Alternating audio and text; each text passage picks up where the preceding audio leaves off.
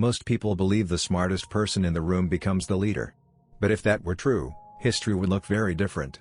Think about it. You've met people with extraordinary intelligence. People who see patterns others miss, who solve problems in seconds. Yet somehow, they're often standing in the background while someone else commands the room. It feels wrong. Intelligence should create influence. Knowledge should create power.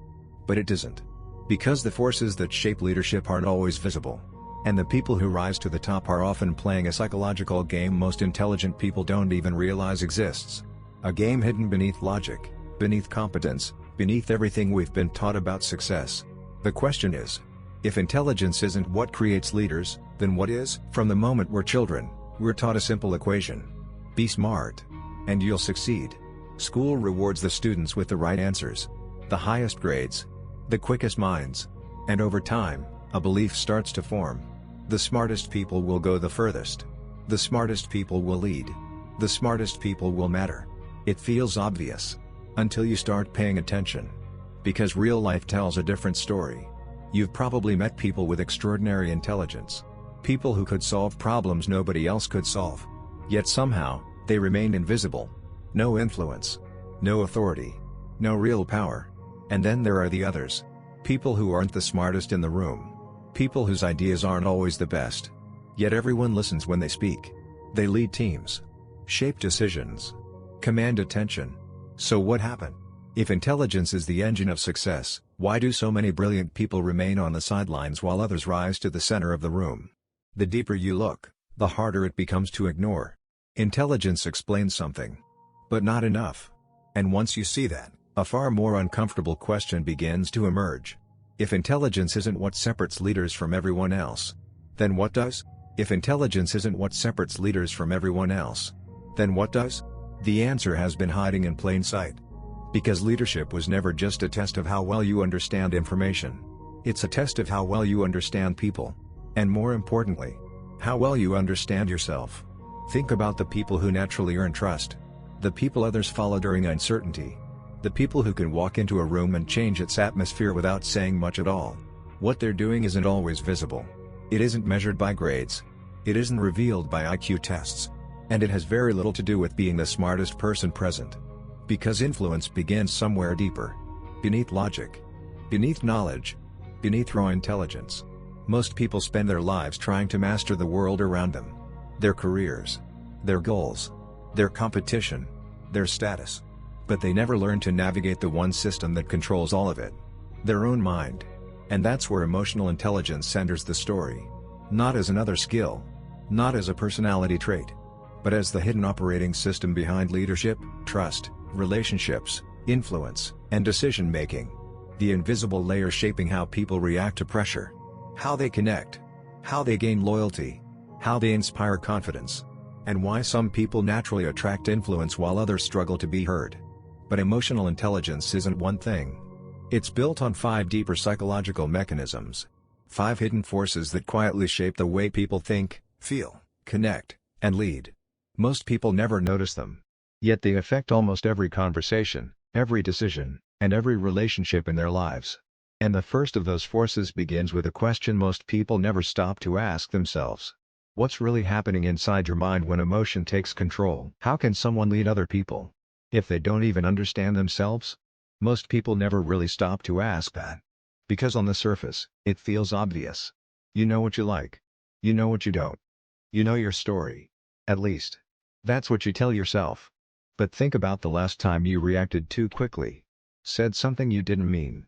Or made a decision you later couldn't fully explain. What was that? Why did it happen like that? Most people can describe their favorite movie in detail. Their favorite athlete. Their favorite characters. But when it comes to themselves, there's often a strange silence. Try explaining your own fears. Not the obvious ones. The real ones. The ones that shape your decisions without asking for permission. Try explaining why certain criticism stays with you longer than it should.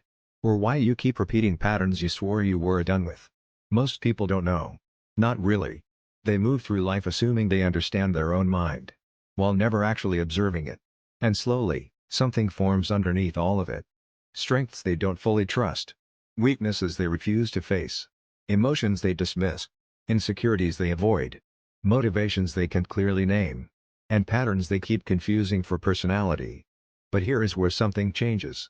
Because people who begin to see themselves clearly don't move through life the same way. They become harder to manipulate, harder to mislead, more stable in their decisions. Not because they are stronger, but because they are aware. And awareness changes how control works, how trust forms, how influence is built. Because you cannot easily guide someone who has started noticing their own internal patterns. And that's where the first real layer of emotional intelligence begins. But self-awareness is only the surface. Because once you see yourself clearly, the next question is even more uncomfortable. Can you actually control what you see inside you? What happens when a leader loses control of themselves? Most people imagine leadership as something external. Managing people. Making decisions. Taking charge. But the real battle usually begins much closer to home. Inside your own mind. Because most of us like to believe we're rational. That we think first and react second. But if that were true, why do so many regrets begin in a single moment? A message sent too quickly. A conversation that escalates in seconds. A decision made in anger. A promise broken under pressure. An opportunity abandoned because fear spoke louder than reason. Think about how often emotion arrives before thought. The frustration that demands an immediate response. The ego that refuses to admit a mistake. The stress that turns a small problem into a crisis. The fear that disguises itself as caution. In those moments, it feels like you're making a choice. But are you? Or is something else making it for you? This is the uncomfortable truth most people never notice. The greatest battles in life are rarely fought against other people. They're fought against impulses. Against habits. Against emotions that want control of the steering wheel. And the cost of losing those battles can be enormous. One emotional reaction can damage trust. One impulsive decision can close a door that took years to open. One uncontrolled moment can leave consequences that last far longer than the emotion itself. This is why leadership is not the ability to control other people. It begins with the ability to remain steady when everything inside you wants to react. To pause when anger demands action. To listen when ego demands attention. To stay calm when pressure demands panic. And people notice that. They trust it. Because someone who can govern themselves creates a sense of stability for everyone around them. But even that isn't enough. Because understanding yourself is one challenge. Controlling yourself is another. Yet influence requires something more. Because the moment you begin dealing with people, a new question emerges. Can you understand what's happening inside someone else's mind? How can you influence people if you don't understand them? It sounds obvious. Yet most people move through conversations seeing only half of what's there. Because every conversation happens on two levels. The words being spoken. And the emotions hiding underneath them. Most people hear the first. Very few notice the second. Think about how often someone says, "I'm fine." And technically, nothing about the sentence is unusual. But something feels different. Their energy has changed. Their attention has drifted. Their responses have become shorter. The words say one thing. Everything else says another. And this happens constantly. A person says they're confident. Yet hesitates when it matters most. Someone agrees with a plan. Yet never fully commits to it. Someone appears calm. Yet their decisions become increasingly defensive. Human behavior often reveals what language tries to conceal. Not because people are dishonest. But because people don't always understand their own emotions well enough to express them. And that's where a hidden form of perception begins. The ability to notice patterns. To observe without immediately judging. To see what people are feeling, not just what they are saying. Because here's the deeper truth. People do not respond to reality. They respond to their perception of reality. To the stories they tell themselves. To their fears. Their hopes. Their assumptions. Their experiences. And if you don't understand how someone sees the world, you'll never fully understand why they make the decisions they do. This is why the most influential people are often not the loudest. Not the most charismatic. Not even the most intelligent. They're the ones paying attention. The ones who notice what others overlook. The ones who understand what people are thinking before it's spoken aloud. Because understanding people changes everything. But an even greater shift happens when people feel understood. And that is where influence begins to move from observation to connection. Why do people trust some individuals almost instantly while ignoring others? At first, it seems difficult to explain. Sometimes two people can say the exact same words, offer the same advice, share the same idea. Yet one creates connection. The other creates distance. Why? Because beneath every conversation is a deeper human need. The need to feel understood. Not judged. Not corrected. Not analyzed. Understood. Think about the last time someone truly listened to you. Not waiting for their turn to speak. Not searching for the perfect response. Just listening. Trying to understand what the experience felt like from your side. You probably don't remember every word they said. But you remember how it felt. And that's the point. People rarely remember every sentence. But they remember the feeling of being seen. The feeling that someone finally understood what they were trying to express. And the opposite is just as powerful. Most people know what it's like to explain themselves and still feel misunderstood. To speak honestly and feel unheard. To leave a conversation feeling more alone than when it started. Because many conversations are not conversations at all. They're two people waiting to be understood. Very few people slow down long enough to understand someone else first. And that's where empathy becomes something far more powerful than kindness. It's information.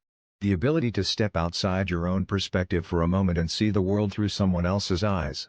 To recognize fears that were never spoken. Struggles hidden beneath confidence. Pain disguised as anger. Uncertainty disguised as certainty. And when people feel understood, something changes. Defenses lower. Trust begins to form. Connection becomes possible. This is why the most influential people are often not the smartest people in the room. They're the people who make others feel seen. Heard. Understood. Because influence is rarely built through persuasion alone. It's built through connection first. But understanding people and earning their trust is only part of the equation. Because trust creates possibility. The final question is what you do with it. And that leads to the fifth and final mechanism. The ability to transform understanding into action. Why do some people naturally gain influence while others remain invisible? At first glance, the answer seems obvious. Knowledge. Experience. Intelligence. But you've already seen the problem with that explanation. Because every day, highly intelligent people are overlooked. While others seem to pull people together almost effortlessly. They enter a room and something changes. Not because they're the loudest. Not because they dominate every conversation. But because people pay attention. People listen. People trust them. And trust changes everything. Think about the moments you've seen a group lose direction. Confusion spreads. Opinions clash. Nobody seems aligned. Then one person speaks. Not necessarily with the smartest idea. But with clarity. With understanding. With a sense of where everyone already is emotionally. And suddenly, people move together. The energy shifts. A decision gets made. Action begins. That's influence. Not control. Not manipulation. Alignment. The ability to connect people to a shared direction. Because influence is rarely about saying the most. It's about understanding what people need to hear.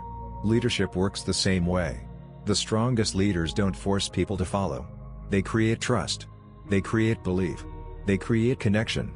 And through that connection, people choose to move with them. This is why people don't follow titles alone. They don't follow IQ scores. And they don't follow authority forever. People follow confidence when it feels grounded. Clarity when things feel uncertain. Trust when decisions feel risky. And connection when they want to feel understood. And now the pattern becomes visible. Self-awareness allows you to understand yourself. Self-control allows you to govern your reactions. Social perception helps you understand others. Empathy allows others to feel understood. And social effectiveness brings all of it together. It transforms understanding into action. Connection into influence. Trust into leadership. This is the hidden mechanism most people spend their entire lives looking for. Because leadership was never simply about intelligence. It was never about controlling other people. The greatest leaders are often the people who first learned to understand themselves. And then learned how to understand the people around them.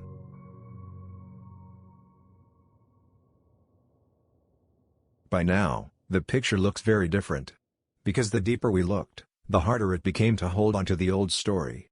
The story that leadership is about power. About status. About authority. About being the smartest person in the room. That's how leadership often appears from a distance. You see the confidence. The influence. The decisions. The people following. But those are the visible parts. The surface. What you don't see is what made them possible. The quiet ability to understand your own fears before they control your decisions. To recognize your emotions before they shape your behavior. To understand what other people are feeling before they say a word. To build trust before asking for commitment. To create connection before expecting influence. Maybe that's the misunderstanding. Maybe leadership was never about controlling other people. Maybe leadership is what happens when someone understands human behavior deeply enough to navigate it, starting with their own. Because influence isn't something you take. Trust isn't something you demand. And respect isn't something you force. They emerge as consequences of something deeper. And once you see that, leadership begins to look less like a position and more like a reflection. A reflection of how well someone understands themselves, how well they understand others, and how effectively they bring those worlds together. Which leads to a final realization. The question was never who has the highest IQ. The question was always, who understands people well enough to lead them, including the person staring back from the mirror. And that changes everything. Because now we're ready to confront the final truth behind the control code.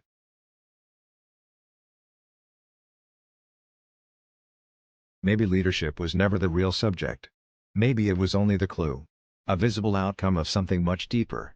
Because every day, human behavior unfolds around us like a language most people never learn to read. Trust, conflict, connection, influence, loyalty, distance. Entire relationships can change because of forces operating beneath awareness. A fear nobody expressed. An emotion nobody recognized. A need nobody understood. And yet those invisible forces shape decisions, conversations, and lives. That's what makes emotional intelligence so easy to overlook. It doesn't announce itself. It rarely demands attention. But its fingerprints appear everywhere. In the people we trust. The people we follow. The people we avoid. The choices we make. And the stories we tell ourselves about who we are. The deeper truth is that understanding human behavior was never only about understanding other people. It begins much closer than that. Because every judgment, reaction, fear, ambition, and decision passes through one mind first. Yours. And perhaps that's the strange paradox hidden beneath everything we've explored.